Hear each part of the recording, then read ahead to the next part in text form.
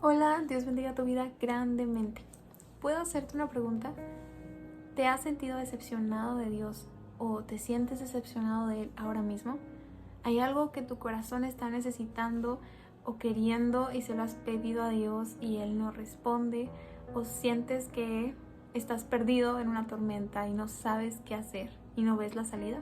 Créeme que esto sucede más a menudo de lo que parece. Como sabrás o habrás escuchado, los caminos de Dios, sus pensamientos, son más altos que los nuestros. Entonces nos cuesta entenderlo, somos simples seres humanos intentando conocer a ese Dios maravilloso y grande, pero no comprendemos en su totalidad todo su pensamiento y toda su mente. Entonces es increíble cuando le pedimos a Dios algo que va conforme a su voluntad y Él nos responde y se siente increíble, pero ¿qué pasa cuando Dios no responde? ¿Qué pasa con esa decepción? ¿Qué haces tú con esa decepción? Hay personas que de muchas decepciones, de que sus planes no se llevaron a cabo como ellos pensaban, querían, han perdido su fe en Dios.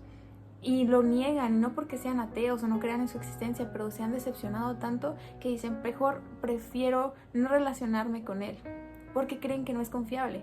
Pero quiero invitarte a leer 4 versículos en el capítulo 8 de Lucas. Y se trata de Jesús calmando una tormenta. Acompáñame a leer. Dice, cierto día Jesús les dijo a sus discípulos, crucemos al otro lado del lago. Así que subieron a una barca y salieron. Mientras navegaban, Jesús se recostó para dormir una siesta. Pronto se desató una tormenta feroz sobre el lago. La barca se llenaba de agua y estaban realmente en peligro. Los discípulos fueron a despertarlo. Maestro, maestro, nos vamos a ahogar, gritaron. Cuando Jesús se despertó, reprendió al viento y a las tempestuosas olas. De repente, la tormenta se detuvo y todo quedó en calma. Entonces les preguntó, ¿dónde está su fe? Los discípulos quedaron aterrados y asombrados. ¿Quién es este hombre?, se preguntaban unos a otros. Cuando da una orden, hasta el viento y las olas lo obedecen. En esta lectura lo primero que podemos notar es que Jesús es quien le dice a sus discípulos que crucen al otro lado. Dice, vamos al otro lado. No son sus discípulos que por su propia voluntad o por tercos quieren llegar al otro lado, sino que Jesús tiene un plan y es llegar al otro lado. Y dice que mientras van, se desata una tormenta. A muchos de nosotros Dios nos puede estar llamando o diciéndonos crucemos al otro lado. Hey, deja esta zona de confort. Vamos al otro lado, vamos adelante. Ey, lee la Biblia. Ey, deja esa relación que no te hace bien. Ey, eso que no funcionó, déjalo. Vamos a alcanzar una meta nueva. No te quedes en el fracaso. Dios puede estarte diciendo, cruza al otro lado, pero en ese cruzar, dice que se levanta una tormenta que desafía la fe de estos discípulos. Y dice que Jesús estaba ahí, pero Jesús se durmió.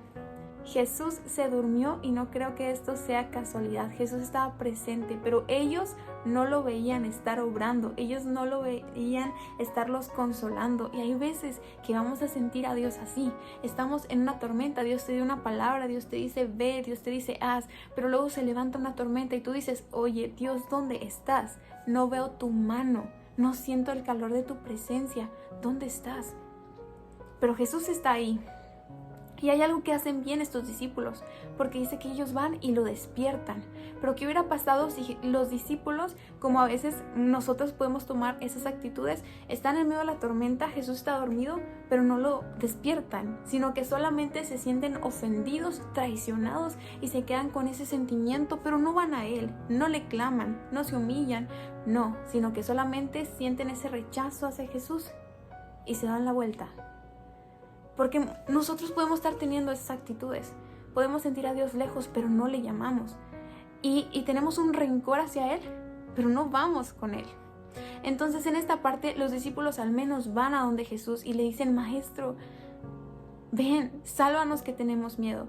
Está bien reconocer cuando sentimos que no podemos, porque ahí es donde Dios responde. Y Dios va a mostrarte lo que necesitas ver para que tu fe avance. Pero luego cuando Jesús se despierta les hace una pregunta. Jesús se despierta, dice que reprende las olas y el viento y estos obedecen. El viento y las olas le obedecen y ellos se quedaron impactados porque aunque habían visto mucho de Jesús, al parecer no les había quedado claro con quién estaban. Y eso nos va a pasar muchas veces a nosotros. Vamos a ir descubriendo cómo el Señor tiene potestad para todo y que podemos confiar en Él en toda circunstancia. Y eso va a hacer que nuestra fe crezca. Y Jesús les hace una pregunta y les dice, ¿dónde está su fe? A veces nosotros puede que no nos sintamos ofendidos, pero sí estamos diciendo, ¿dónde estás, Dios? Pero Jesús dice, no se trata de dónde estoy yo estoy aquí. Tienes mi presencia y tienes mi palabra. ¿Dónde está tu fe? Amigo, amiga que me escuchas, tienes que saber que aunque no entiendas la razón por la que pasaste lo que pasaste, o por la que sufriste esa situación, o por la que Dios no respondió de la manera que tú esperabas que respondiera, Él aún es digno de confianza.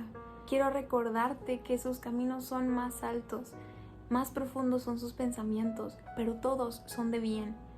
A lo mejor no lo entiendes ahora, pero lo vas a entender después y vas a agradecer haberte aferrado a Él, porque aunque pases por tormenta, vas a llegar al otro lado, créeme, vas a llegar, porque Dios tiene un plan contigo, porque Dios te escogió y Dios tiene cuidado de tu corazón y yo creo que a Él le importas y por eso estás viendo este video y por eso llega esta palabra, porque a Él le importas, tu corazón le importa y a Dios le duele que estés lejos y Él te llama a volver.